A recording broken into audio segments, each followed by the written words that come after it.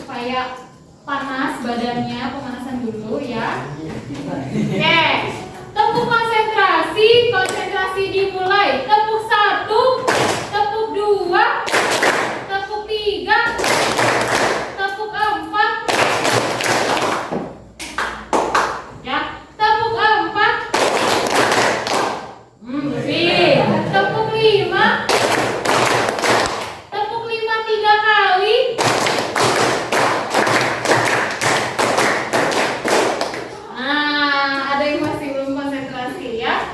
Jadi hari ini Ibu minta tolong kepada kelas 9H untuk menuliskan yang namanya keyakinan kelas atau kesepakatan kelas, di mana ini berupa aturan-aturan yang akan kita patuhi bersama di kelas ini. Tapi Ibu lebih sukanya bukan aturan, tapi kesepakatan atau keyakinan bersama. Kalian boleh menuliskan nilai-nilai atau semacam peraturan yang bisa disepakati bersama. Misalnya, tidak boleh buang sampah sembarangan, tidak boleh menyembunyikan barang teman, tidak boleh buang sampah di laci teman. Jadi hal-hal yang mau kita sepakati sama-sama di kelas ini. Ngerti? Silakan tulis di kertas ini, sticky notes. Boleh pakai nama, boleh tidak. Boleh 1, boleh lebih dari 1. Silakan sebebas-bebasnya kalian ingin menuliskan. Kalau sudah, boleh ditempelkan ke papan tulis ya.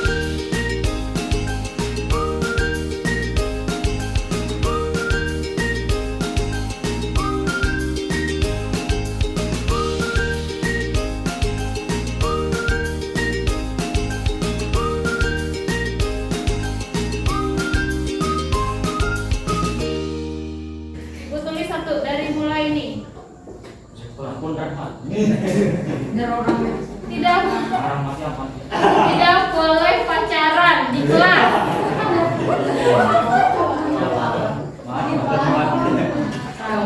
Memangnya ada yang pacaran satu kelas?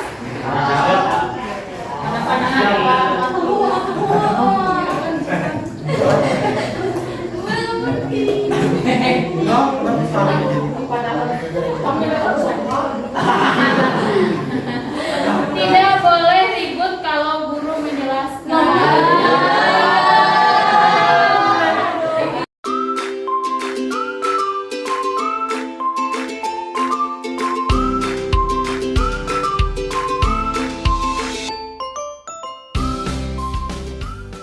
Boleh berisik tapi tidak keras-keras.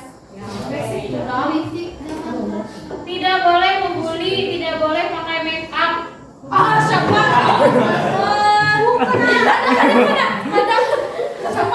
Siapa?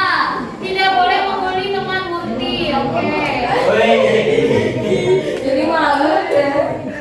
Ya, betul ya. Tidak boleh memanggil nama orang tua. Iya. Menunggu yang panjang itu. Tidak boleh cepuan dan tidak boleh menyebar aib teman. Memang paling sebel ya cepuan. Ya, Bu. Iya, sama sesama teman. Oke. Beri tepuk tangan untuk semuanya. Bagus sekali ya ide-idenya. Luar biasa. Tapi di sini nggak ada yang datang tepat waktu ya? Nggak pengen? Nggak pengen datang tepat waktu? Tidak. Atau sudah otomatis datang tepat waktu? Otomatis ya? Atau ada yang suka terlambat di kelas ini? Rahmat? Enggak. Jam 7 sudah. Oh, bahkan itu belum terlambat. Aman aja. Nah, dari ada berapa nilai di situ? 23. Dari 23 ini akan kita ubah menjadi kalimat yang positif. Tidak menggunakan kata-kata jangan, dilarang, tidak. Jadi kita ubah redaksi kalimatnya menjadi kalimat yang positif. Supaya apa? Nilai-nilai itu masuk ke dalam diri kita adalah nilai-nilai yang positif. Kemudian yang maksudnya sama nanti akan kita gabungkan juga supaya tidak terlalu banyak. Ngerti ya? Kita nomor 1 nanti aja ibu bingung bahasanya. Tidak boleh ribut kalau guru menjelaskan. Nah, sekarang ibu tanya dulu sama kalian. Boleh tidak kalau ibu menjelaskan kalian ikut bicara? Tidak. Boleh. Boleh. Boleh. Boleh. Kalau misalnya kita sedang berdiskusi, yang namanya diskusi pasti dua belah pihak. Tidak mungkin ibu saja bicara. Ya anak-anak ini itu ibu ngomong sama tembok kalau ibu ngomong sendiri. Jadi ibu senang kalau kalian itu aktif bicara, ibu senang. Ibu suka.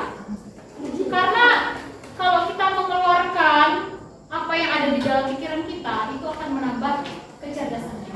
Oke, berarti yang pertama adalah menjaga suasana kelas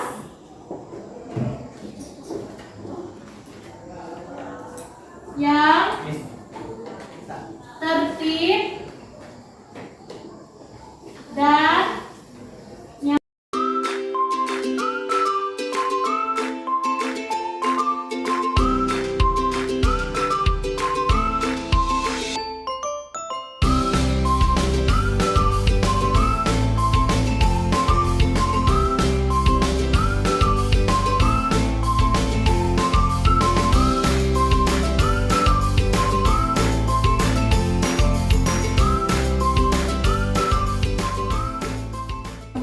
menjaga kerukunan kelas.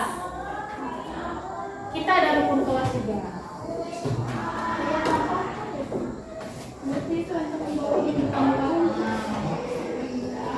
Tidak boleh mengumpul. Tidak boleh cepuan dan menyebar aib teman. Ini termasuk menjaga kerukunan ya. Jangan berkata kasar, sudah masuk. Satu lagi, tidak boleh berpacaran, adalah menjaga pergaulan. Untuk sementara nanti ibu akan komunikasikan dengan walinya. Kalau ibu walinya juga setuju, ini bisa kita jadikan keyakinan kelas untuk semua pelajaran. Ya. 45. Tepuk 5 2 kali. Oke, bagus sekali, luar biasa. Oke, terima kasih semuanya.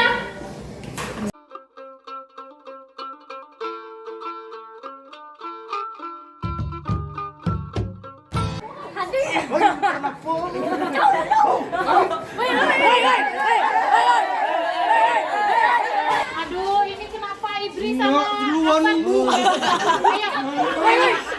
Ayo kita datangi ke meja ibu ya. Akbar, Ibri, ibu dengar kalian tadi berkelahi ya? Iya Bu, Akbar duluan yang nguluk-nguluk nama orang tua saya. Ya mulai duluan Bu, menghina orang tua saya. Ibu mengerti, kalian pasti kesal kalau misalnya kalian dihina, apalagi kalian dihina oleh orang tuanya begitu ya.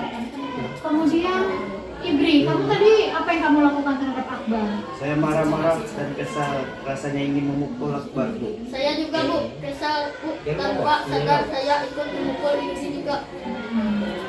Ibu paham, kalian pasti berbuat seperti itu ada alasannya ya. Ibu menghargai kalian walaupun kalian tadi sudah baku hantam, tapi kalian berusaha untuk menahan diri juga untuk tidak berbuat lebih jauh ya. Wajar lah kalau kalian itu marah-marah sama kalian itu dihina dan sebagainya, diolok-olok ya. Coba kalian pikir, apakah tindakan kalian itu sesuai dengan keyakinan kita selama ini? Tidak, Bu. Apa yang sebenarnya sudah kalian langgar? Apa? Saling menghargai dan menghormati. Bagaimana Akbar? Apa yang sudah dilanggar? Iya. Saling menghargai dan menghormati. Ibri? Saya harus bersabar dan tidak melakukan kekerasan. Saya tidak akan menolak karena saya kesal juga diolok-olok. Jadi setiap tindakan itu ya anaknya ada timbal baliknya. Kamu mengolok, dia kesal, terpicu emosi. Wajar kalau itu merasa emosi. Tapi Bu mohon jangan sampailah kalian itu sampai buku hantam, sampai saling memukul ya nak ya. Apalagi menggunakan kekerasan. Nanti orang terluka bagaimana? Ya, begitu. Jadi kita harus banyak-banyak sabar, begitu ya. Ibri, kamu bersedia tidak minta maaf karena sudah memukul Akbar?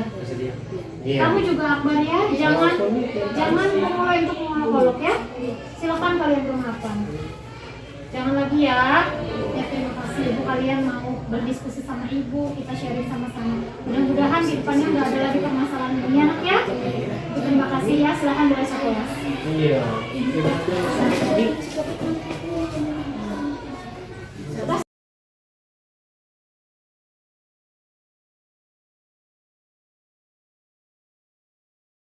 Baik Bapak Ibu, kita akan mulai acara kita pada pagi hari ini. Bismillahirrahmanirrahim. Assalamualaikum warahmatullahi wabarakatuh.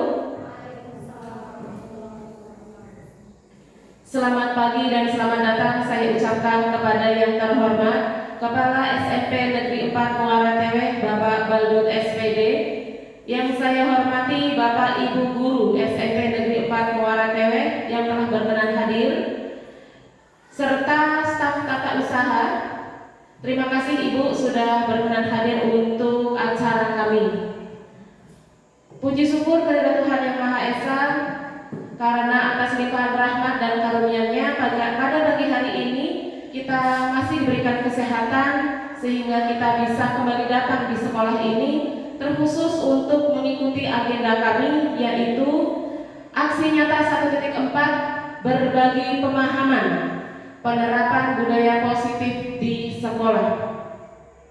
Baik Bapak Ibu, sebelum kita mulai acara pada pagi hari ini, mari kita berdoa terlebih dahulu agar acara kita bisa berjalan dengan lancar dan memberikan manfaat baik. Berdoa menurut agama dan kepercayaan kita masing-masing, dipersilakan.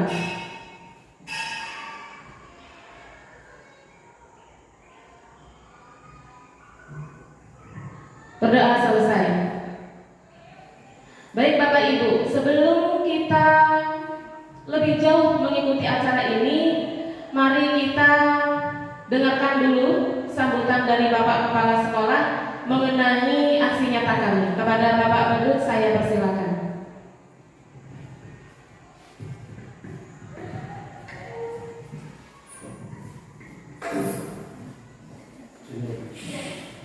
Bismillahirrahmanirrahim.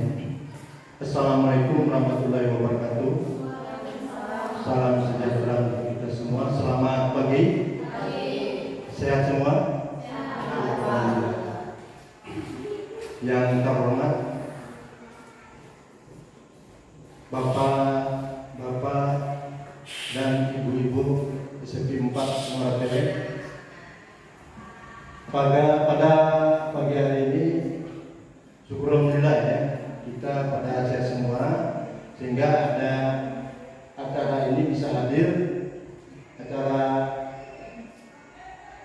berbagi pemahaman penerapan budaya positif di sekolah kita di SMP 4 yang dibawakan oleh Bu Yuni dan Bu Atika ini untuk mengisi masalah kegiatan penggerak ya. Mudah-mudahan dalam kegiatan ini nanti ya ada manfaatnya untuk kita semua dan ada juga yang tertarik untuk mengikuti jejak mereka sehingga bisa jadi guru penggerak lagi ya, menambah dan SMP 4 ini ya.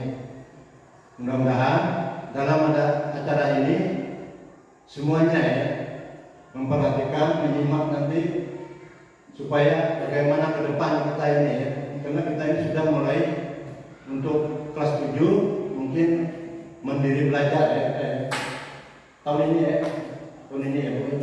Jadi mudah-mudahan dari pertemuan kita hari ini ada menyentil-menyentil ke sana ya nanti ya, ke masalah mandiri belajar. Semoga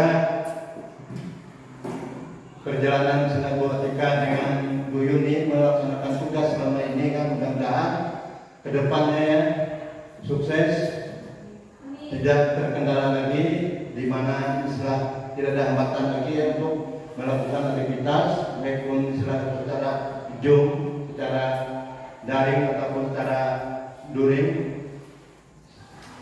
Saya berharap semoga istilahnya berjalan lancar, tidak terganggu dengan hal-hal yang merugikan teman kita ini ya.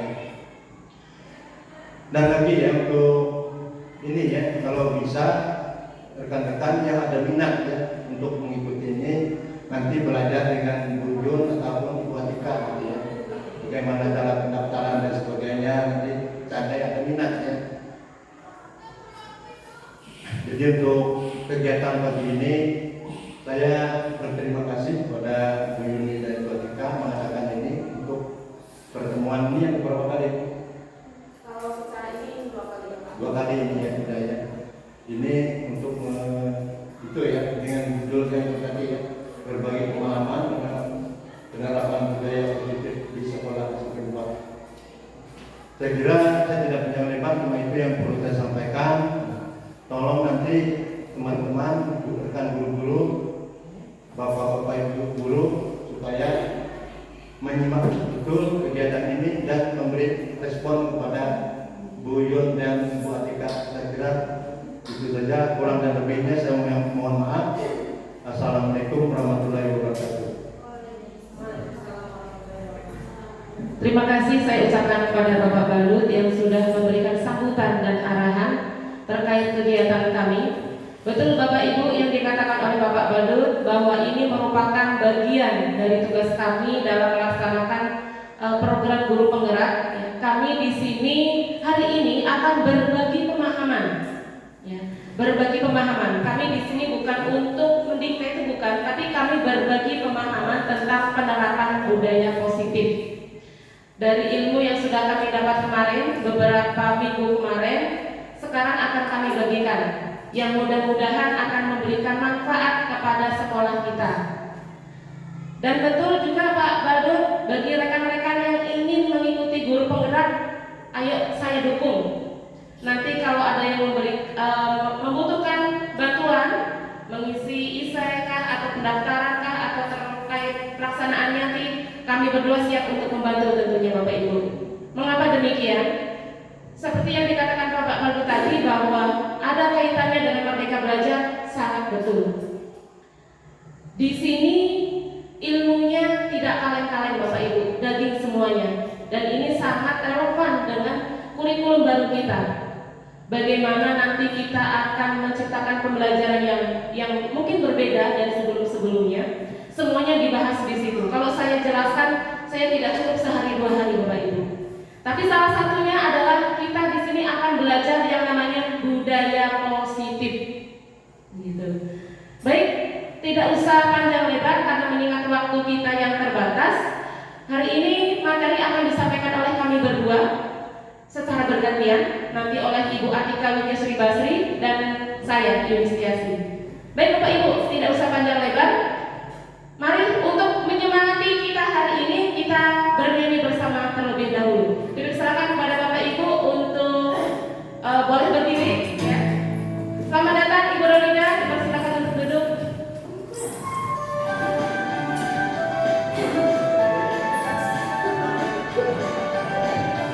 Ya, lagu profil pelajar Pancasila ya.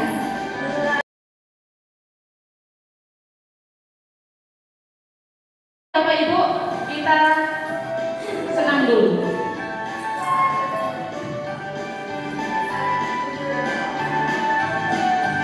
Belajar Pancasila dari rendah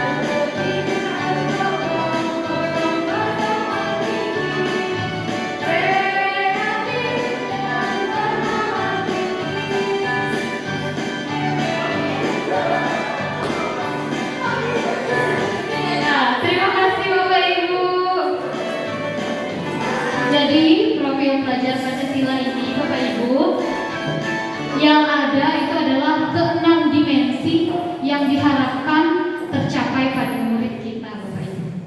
Baik, langsung saja.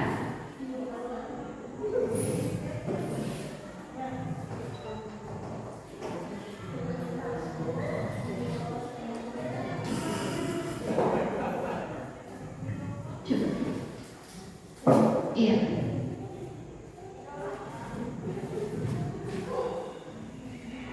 Nah, yang pertama kita coba Bapak Ibu silakan berpasangan. Ayo ibu-ibu silakan berpasangan dengan teman di sebelahnya untuk saling menggenggam tangannya. Boleh ibu-ibu sama ibu-ibu, boleh bapak-bapak sama bapak-bapak. Ya, jadi sama bapak Bina sini. Dicoba dulu. Saling menggenggam. Ini. Saling menggenggam. Ini ya. Nah, menggenggam begitu ya. Berhadapan. Umurnya menggenggam diri sendiri ya. Ayo Ibu Muhi dan Ibu Jubaidah menggenggam. Saling menggenggam. Coba. Nah, ya sudah menggenggam satu sama lain. Oke, sudah ya. Sekarang coba silakan yang sudah saling menggenggam jangan dilepas. Menggenggam. Coba ada yang berusaha menarik dan ada yang berusaha menahan. Coba.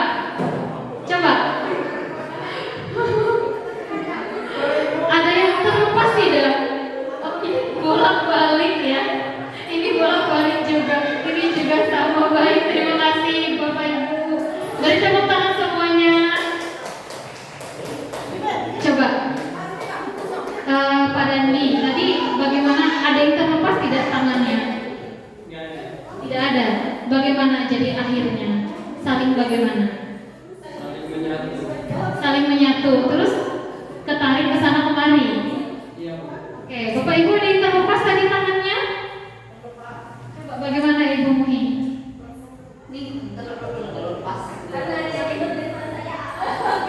Terlepas. Bagaimana Ibu Fira? Ada yang mau disampaikan? Tadi terlepas nggak Bu? Sama-sama kuat. Sama-sama kuat. Baik sekali Bapak Ibu. Jadi maksud dari kenapa tadi Ulun minta Bapak Ibu saling berpegangan tangan, ini terkait dengan posisi yang namanya kontrol, di mana setiap orang memiliki kendali atas dirinya masing-masing, dan itu ibaratnya kita dengan pihak yang ada di luar kita. Apakah kita itu tertarik ke arah mereka, atau kita yang menarik mereka, ataukah kita yang melepas kendali, atau kita yang memegang kendali? Ya, di sini menggambarkan bahwa guru di sekolah pada umumnya dia mengontrol murid. Ya. Kemudian di situ juga menggambarkan bahwa setiap orang juga bisa memaksa untuk menarik orang lain yang ada di luar. Nah, ini teorinya yang disampaikan oleh Stephen Covey bahwa bila kita ingin membuat kemajuan perlahan sedikit-sedikit, ubahlah sikap atau perilaku Anda. Namun bila kita ingin memperbaiki cara-cara utama kita, maka kita perlu mengubah kerangka acuan kita. Ubahlah bagaimana Anda melihat dunia, bagaimana Anda berpikir tentang manusia. Ubahlah paradigma Anda, skema pemahaman dan penjelasan aspek-aspek tertentu tentang realitas. Jadi Bapak Ibu, di sini ada dua, secara teoritis ada dua perbandingan paradigma. Yang pertama adalah bahwa kebutuhan kita sama, ada juga yang menyebutkan kebutuhan kita berbeda. Dan kemudian setiap orang melihat yang sama, setiap orang memiliki gambaran yang berbeda. Nah, tujuan ini akan memicu yang namanya disiplin positif, di mana disiplin sekarang mengalami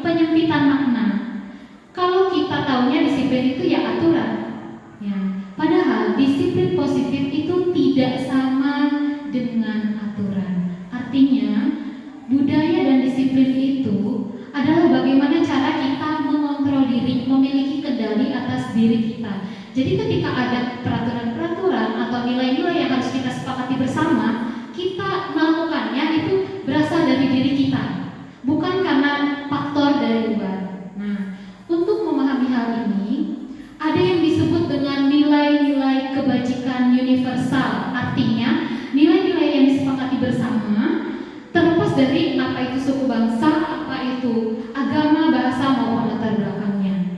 Nah, diharapkan nilai-nilai ini dapat kita temukan misalnya pada profil pelajar Pancasila yang tadi sudah kita nyanyikan bersama, ya, bahwa beriman, bertakwa, berakhlak mulia, kemudian berkebinekaan global, bergotong royong, mandiri, kreatif, dan bernalar kritis. Kemudian kita juga mengenal nilai-nilai umum, misalnya hormat, sopan santun, peduli, kebersihan, kesabaran, komitmen, keselamatan, dan sebagainya. Ini adalah contoh-contoh nilai kebajikan. Nah, sekarang ingin saya tanyakan, strategi apa saja yang Bapak Ibu terapkan di sekolah ketika menanamkan nilai-nilai positif tadi pada murid-murid? Mungkin Bapak Ibu ada yang bisa membagikan pengalamannya, bagaimana cara menanamkan nilai-nilai kebajikan pada murid. Silakan Bapak Ibu. Bu Titi, gimana Bu Titi? Cara menanamkan nilai-nilai positif pada siswa. Silakan. Terima kasih atas kesempatannya. Ya. Untuk menerapkan nilai disiplin pada siswa, contohnya pada saat masuk sekolah, masuk kelas, kan diterapkan pukul 7 masuknya kan? Nah, iya. Artinya sebelum pukul 7 kita sudah ada di sini.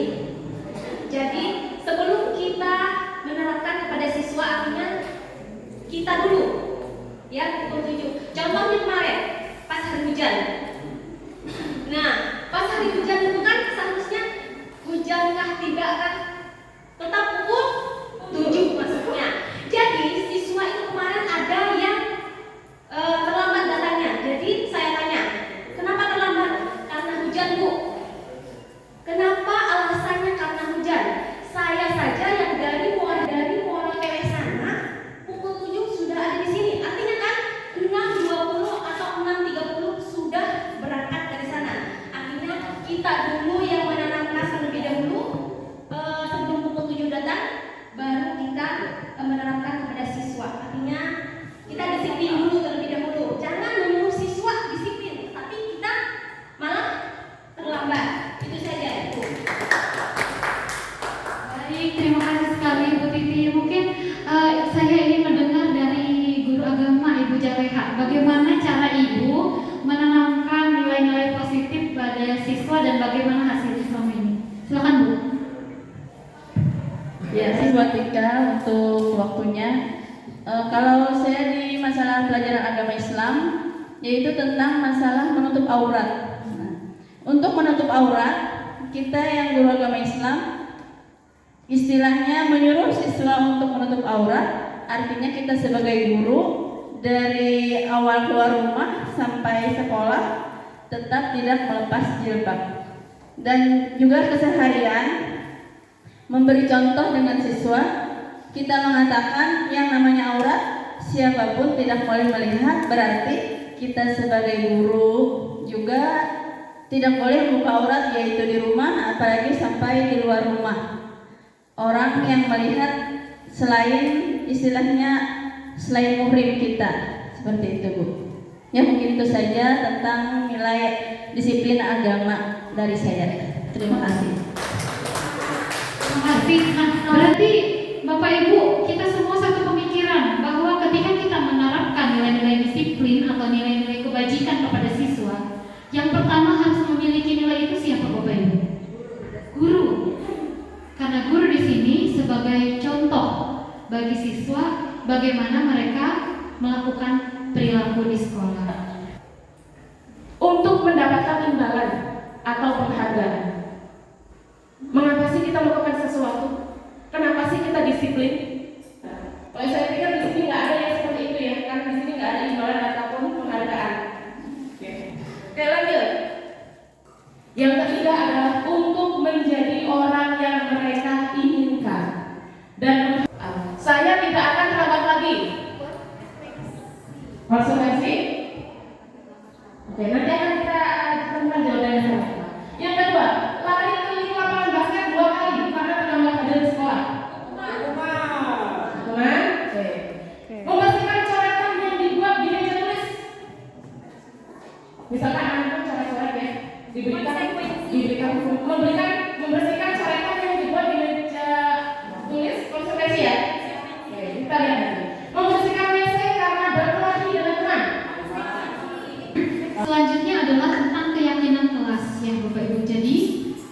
dari teori yang kami pelajari, setiap awal kita pertemuan pertama di sekolah, di kelas, ada baiknya kita membuat semacam kesepakatan dengan siswa yang disebut dengan keyakinan kelas.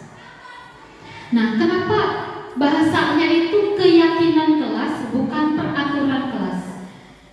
Di sini disebutkan bahwa keyakinan kelas dibuat dengan didasari atau berlandaskan nilai-nilai kebajikan yang bersifat universal.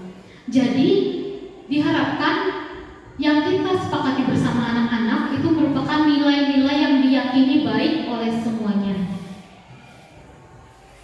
Suatu keyakinan akan lebih memotivasi seseorang dari dalam atau memotivasi secara intrinsik atau internal, akan lebih tergerak dan bersemangat menjalankan keyakinannya daripada hanya sekedar mengikuti syarat dan peraturan.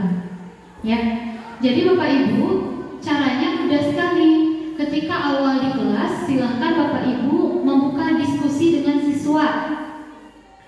Silakan anak-anak, hari ini Ibu mau mendengarkan pendapat kalian bagaimana kita membuat kesepakatan di kelas supaya selama pembelajaran IPA, saya pakai IPA, itu kita semua sama-sama enak dan nyaman belajar.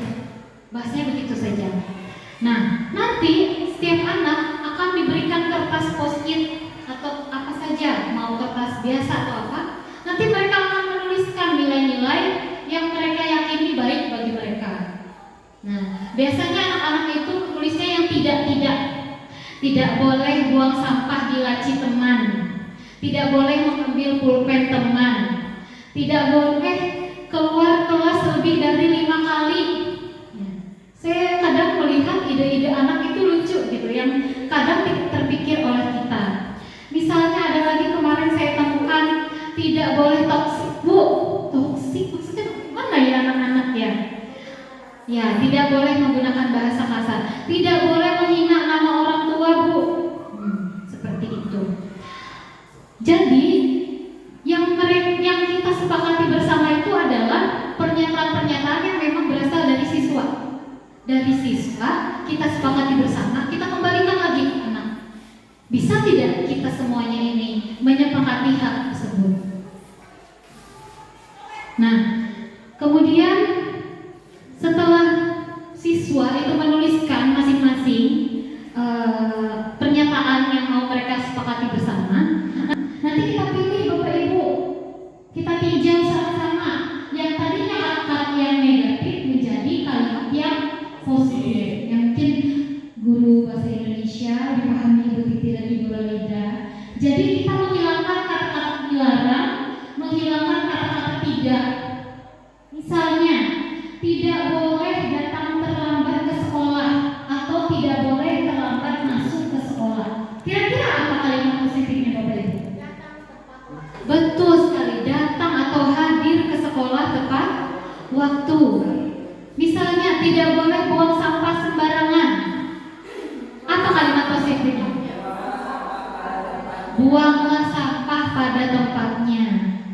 Tidak boleh berkata kasar, tidak boleh toksik. Apa kira-kira Bapak Ibu kalimat positifnya? Berbahasa baik, menggunakan bahasa yang sopan, saling menghargai, saling menghormati. Begitu kira-kira Bapak Ibu. Jadi anak-anak itu menumbuhkan nilai-nilai positif dari dalam dirinya yang merupakan kesepakatan bersama sesama teman, sehingga diharapkan komunikasi di kelas berjalan dengan lebih baik, hubungan guru dengan siswa kualitasnya menjadi lebih baik. Ya, kita tidak berusaha untuk mengatur mereka, tapi mereka yang memunculkan nilai yang ada pada diri mereka sendiri. Begitu.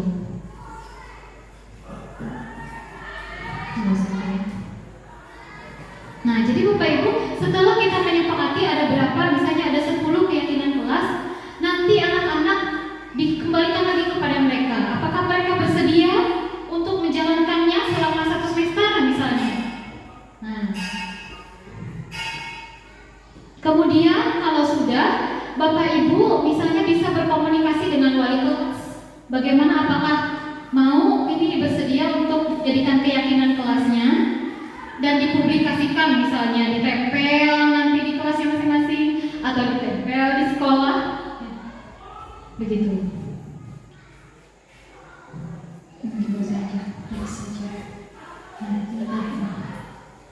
Nah, tujuan utamanya adalah siswa diajak bertanggung jawab tentang hak dan kewajiban mereka di kelas. Bagaimana yang merupakan tugas siswa, bagaimana tugas guru. Begitu kira-kira Bapak Ibu.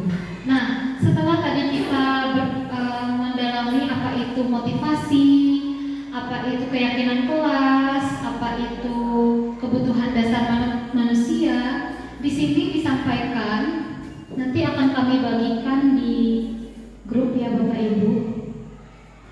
Ada 5 posisi kontrol guru. Yang pertama, ini bukan kata ulun, pertama kali ya, disclaim dulu ya. Jadi karena ini adalah berdasarkan teori yang kami pelajari. Jadi mohon maaf tidak ada maksud ulun untuk menyinggung Bapak Ibu, karena saya juga awalnya merasa tersinggung juga oleh kata-kata ini ya. Yang pertama adalah sebagai penghukum. Guru memiliki posisi sebagai penghukum dalam menghadapi siswa. Yang kedua adalah pembuat rasa bersalah. Guru sebagai teman. Kemudian guru sebagai pemantau. Yang terakhir adalah guru sebagai manajer. Nah, Bapak Ibu, pertama, mungkin saya juga bercermin kepada diri saya sendiri bahwa selama ini ketika saya mengajar di sekolah, saya lebih banyak menjadi penghukum pada siswa. Penghukum itu adalah menggunakan hukuman fisik atau verbal, di mana senantiasa mengatakan bahwa sekolah memerlukan sistem atau alat yang dapat menekan siswa.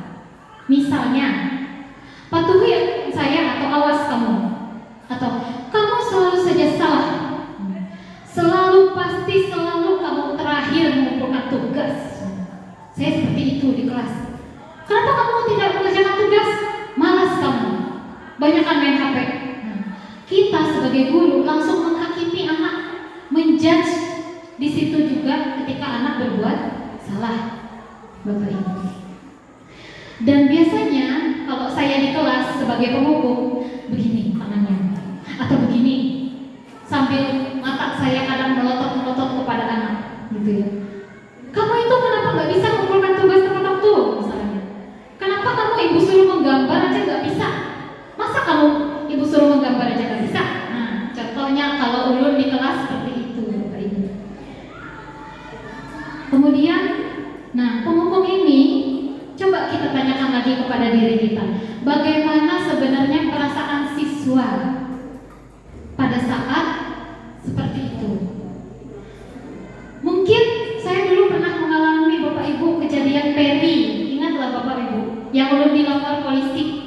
Nah, itu mungkin ada kesalahan dari diri saya sebagai guru, di mana saya langsung ngejudge anak yang waktu itu berkelahi sambil memarah-marahi dia. Kemudian saya memukulkan tongkat, yang akhirnya tongkat itu melukai diri dia, dan akhirnya dia melapor ke orang tua dan akhirnya melapor kepada polisi mengancam guru. Di situ timbul bahwa murid menjadi pendendam, ya, menjadi pendendam dan bersifat agresif. Jika kita bersikap seperti itu kepada siswa, maka siswa pun akan memberikan respon yang sama. Itu menurut teori Peirce. Nah, kemudian selanjutnya adalah pembuat rasa bersalah. Biasanya kalau tadi kita penghukum, kita marah-marah ke anak, kamu gini. Kalau guru yang memiliki posisi sebagai pembuat rasa bersalah, itu suaranya lebih lembut tapi tajam. Ya, contohnya gini, ibu kecewa sama kamu, seperti itu. Halus bahasa kita, rendah suaranya, tapi seperti menancap ke dalam diri siswa. Ya, seperti itu. Berapa kali ibu harus memberitahu kamu? Gimana coba kalau orang tua kamu tahu kamu seperti itu kelakuannya, seperti itu. Halus tapi menusuk, Bapak Ibu ya. Nah, di sini itu akan mengalami depresi. Dia akan memandang dirinya selalu buruk. Kita bersyukur kalau anak tidak mengambil hati apa yang kita lakukan. Tetapi pada beberapa kasus, hal ini sangat mempengaruhi mental anak. Sehingga dia akan berpikir buruk tentang dirinya dan juga merasa tidak berharga. Dia telah mengecewakan orang-orang yang disayanginya. Nah, selanjutnya posisi guru sebagai teman. Nah, sebagai teman, itu misalnya guru tersebut tidak akan menyakiti murid, namun tetap berusaha mengontrol murid melalui ajakan persuasif, bujukan. Ya. Ini bisa positif, bisa negatif ketika kita berperan sebagai teman, Bapak Ibu. Positifnya mungkin kita akrab, enak kita sama anak. Tapi negatifnya adalah mereka jadi tergantung sama kita. Misalnya seperti ini. Misalnya Adi katanya, ayolah dan kemarin kamu sudah janji ke ibu, kenapa terlambat lagi? Ya. Nah, ibu maafkan, tapi lain kali jangan ya, tolong bantu ibu. Seperti itu. Mungkin murid akan senang kita diperlakukan seperti itu. Tetapi jika ada masalah, nanti dicarinya kita yang diandalkan. Dan negatifnya adalah ketika misalnya Bu Muhi yang menegur, dia tidak mau menahatinya, mendengarkan nasihat Ibu Muhi, karena dia hanya mengandalkan Ibu Tika misalnya. Jadi dia perilakunya tidak sama kepada satu guru dan guru yang lain. Ya. Yang kemudian adalah sebagai pemantau.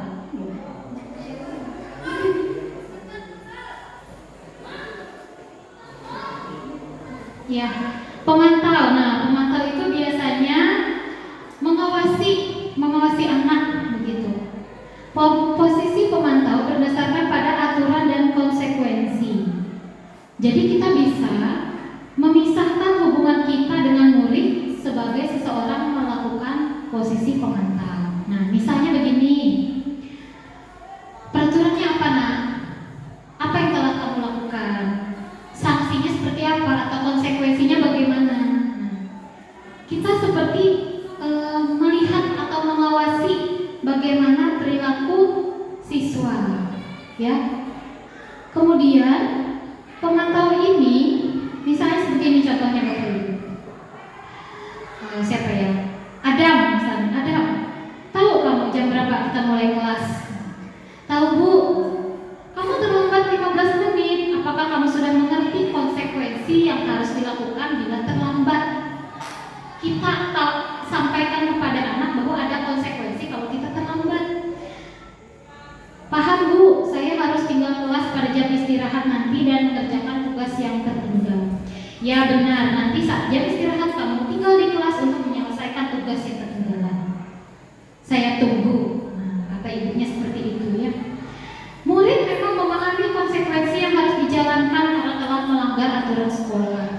Guru juga tidak menunjukkan emosi yang berlebihan. Akan tetapi,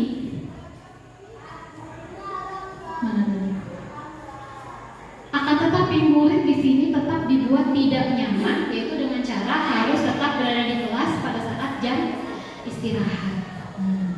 Di sini dia merasa terawasi, begitu oleh gurunya.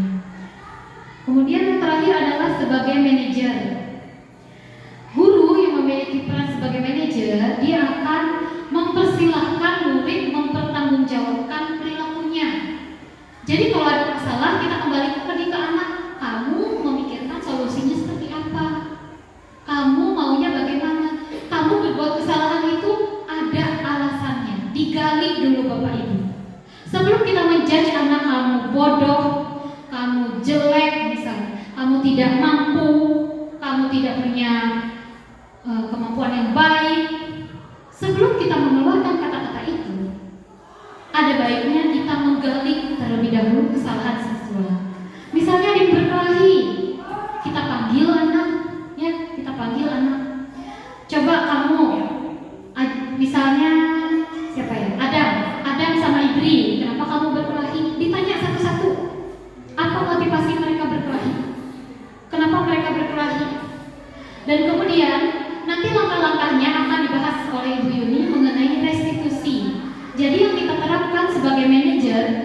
itu adalah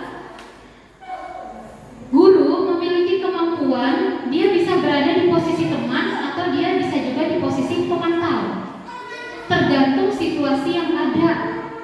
Namun jika kita menginginkan murid kita menjadi manusia yang merdeka, mandiri, bertanggung jawab, maka kita akan mengacu kepada tadi restitusi, bagaimana mengembalikan atau mencari solusi kembali kepada siswa. Murid itu diajak, Bapak Ibu, diajak untuk sama-sama menganalisis bagaimana solusi yang tepat atas permasalahan, ya. Dan juga guru berkolaborasi dengan siswa memperbaiki kesalahan yang ada. Ya, misalnya, menurutmu terlambat itu bagus atau enggak? Kira-kira kamu harus bagaimana supaya kamu tidak terlambat? Cari solusinya. Ya, rencana kamu apa nak supaya kamu tidak terlambat? Misalnya ulun begadang, Bu Ai main HP. Nah, gimana caranya supaya kamu main HP tidak usah sampai terlalu larut malam? Jangan sampai begadang, harus istirahat cukup. Jangan sampai dengan kamu main HP terlalu asik sampai begadang, akhirnya kamu lambat bangun dan akhirnya terlambat. Jadi kita dengan siswa itu sama-sama mencari solusi. Atau anak berkelahi, misalnya kancing bajunya atau bajunya robek, misalnya. Nah, di situ gimana caranya supaya anak yang mengakibatkan baju temannya robek itu bersedia memperbaiki baju temannya, gitu. Supaya apa? Supaya mereka menemukan solusi atas kesalahan yang mereka buat, bertanggung jawab atas segala tindakan yang mereka buat. Iya. Nggak usah aja Bu ya. Iya. Nah, untuk melaksanakan yang namanya posisi guru sebagai manajer itu dengan menerapkan yang namanya segitiga restitusi yang akan disampaikan oleh Ibu Yuni. Silakan Ibu Yuni. Baik Bapak Ibu, menarik sekali ya. Sudah dibahas panjang lebar oleh Ibu Atika. Kita sebagai guru ketika menangani siswa atau menangani murid yang bermasalah itu, secara teori yang disampaikan atau secara teori yang kami pelajari, kita memiliki 5 posisi kontrol. Apakah kita sebagai penghukum? Apakah kita itu sebagai pembuat merasa bersalah? Ataukah kita sebagai teman? Ataukah kita sebagai pemantau? Ataukah kita sebagai manajer? Ketika anak melakukan kesalahan, sebagai manajer kita melakukan atau melakukan langkah-langkah restitusi tadi, berkolaborasi bersama siswa untuk mencari solusi atas permasalahannya. Dengan 3 langkah restitusi, menanyakan kepada mereka itu ingin menjadi orang yang seperti apa. Begitu Bapak Ibu yang dapat kami sampaikan. Kesimpulannya adalah tentang budaya positif ya Bapak Ibu. Budaya positif itu bukan budaya yang selama ini kita ada di masyarakat gitu ya. Kita sebagai seorang guru perlu menciptakan lingkungan sekolah yang positif, yang menyenangkan untuk siswa, agar siswa mampu tumbuh kembang dengan baik. Dikatakan oleh Raja Dewantara bahwa tugas kita sebagai guru itu selayaknya seorang petani yang menanam benih. Tugas petani adalah memastikan kebutuhan dari tuban itu terpenuhi. Tanahnya, airnya, unsur haranya, cahayanya, itulah yang kita atur. Korelasinya dengan pendidikan, lingkungan yang kita atur agar anak mampu tumbuh dengan baik sesuai dengan kodratnya. Begitu Bapak Ibu yang dapat kami sampaikan. Mungkin ada yang mau untuk ditanggapi atau mau ditanyakan, dipersilakan. Kalau tidak ada, Kita tepuk-tepuk dulu Bapak Ibu ya. Biar semangat. Konsentrasi. Tepuk konsentrasi. Konsentrasi dimulai. Tepuk 1, tepuk 2, tepuk 3, tepuk 4, tepuk 5, tepuk 6,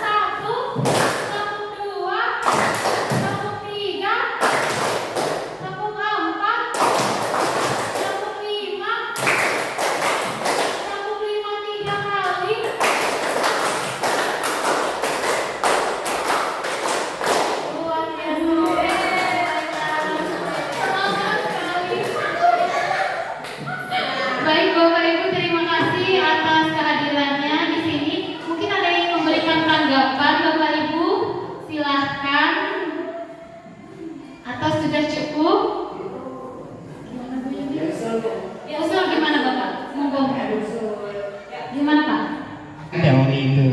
Kalau kita bicara tentang itu tadi, mungkin saya ingat dulu kita belajar ada yang namanya psikologi pendidikan yang kita belajar sekarang itu. Kemudian ditambah lagi ada pengelolaan kelas di dalamnya. Nah saya usul ya. Jadi teori-teori itu bagaimana kalau kita melihat ibu di kelas. Nah kan gitu. Ibu ngajar, kita guru-guru melihat ibu. Misalnya ya bikinlah misalnya ada permasalahan anak-anak. Nah penyelesaiannya mungkin seperti teori-teori itu tadi. Ya biar apa namanya itu masuk dalam apa yang di Bu Atika tadi apa namanya? Nah, aksi nyata. Kalau kita sini kan baru teori nih. Nah, masuk kepada aksi nyatanya itu kan di kelas tuh. Nah, barangkali ada waktu nanti ya Ibu Yuni, Bu Atika bisa undang guru ya, masuk ke kelas ketika Ibu Yuni, Bu Atika itu mengajar di kelas, biar kita melihat aksi nyatanya seperti apa. Dan barangkali bisa juga Ibu Yuni, Bu Atika melihat guru-guru di kelas aksi nyata dari teori-teori itu tadi seperti apa kita laksanakan. Saya kira itu saja. Terima kasih. Mohon maaf sebelumnya. Terima kasih, tepuk tangan dulu untuk Bapak Ropik. Baik Bapak, terima kasih sekali atas usulannya. Dan memang betul yang kami sampaikan itu sifatnya teoritis. Prakteknya tidak semudah itu. Maka ketika kami kemarin itu membahas atau mempelajari ini, saya pernah membuat cuitan. Prakteknya tak semudah teori. Praktek tak semudah atau tak sesimpel seperti simulasi yang disampaikan oleh Kemendikbud. Ya, memang betul Bapak Ibu, ini hanya teori dan prakteknya itu sangat tidak semudah itu. Namun bukan sesuatu yang mustahil untuk kita lakukan. Di sini nanti bisa Bapak Ibu kita sama-sama melihat bagaimana sih praktik pembelajaran di sekolah, di kelas saya, kelas Bu Atika, begitu ya. Dan suatu saat juga nanti saya akan mengunjungi kelas Bapak Ibu juga sama seperti itu. Di sini kemarin ada checklist dari penilaian guru penggerak. Salah satu pertanyaannya adalah apakah Bapak Ibu pernah mengajak rekan guru untuk bersama-sama di kelas itu? Ataukah pernah Bapak Ibu mendatangi kelas lain agar bisa belajar bersama-sama? Tentunya saya yakin Bapak Ibu, saya pun dengan Ibu Atika belajar ini bukan sekali balik tangan. Prosesnya itu akan sangat lama. Tapi jika kita konsisten, harapannya adalah kita bisa berhasil sesuai dengan apa yang diharapkan. Kami di sini bukan berarti kami yang paling baik, tidak. Kami di sini belajar. Tapi nanti kalau memang ingin ke sekolah, ayo ke sekolah, ke kelas. Kita belajar bersama-sama. Dan di sini Bapak Ibu, penciptaan budaya sekolah yang positif itu perlu kolaborasi. Bukan hanya satu atau dua guru, hanya satu siswa atau dua siswa, tapi semua warga sekolah. Dari unsur pimpinan, guru, siswa, tenaga pendidikan. Karena apa? Sekolah ini adalah sebuah organisasi yang tidak bisa berdiri sendiri. Semuanya perlu yang namanya kerjasama dan kolaborasi. Makanya kemarin kita, kenapa perlu yang namanya visi sekolah? Visi sekolah adalah impian kita nanti akan seperti apa sih? Dan membuat prakarsa perubahan. Prakarsa perubahan itu dan Al-Bagja itu adalah proses kolaborasi antar semua guru. Jadi bukan satu dua guru saja, tapi semuanya berkolaborasi, semuanya berperan dengan kelebihannya masing-masing. Karena sesuai dengan paradigma inklusi apresiatif, paradigma perubahan itu melihat kepada kelebihan dari guru-guru. Kelebihan dari guru-guru. Kita bukan melihat kekurangannya, tapi kelebihannya di mana kita kolaborasikan. Begitu Bapak Ibu. Mungkin ada tambahan dari Ibu Atika? Sudah cukup. Jadi siap Bapak, nanti kita akan bersama-sama belajar praktiknya di kelas bagaimana.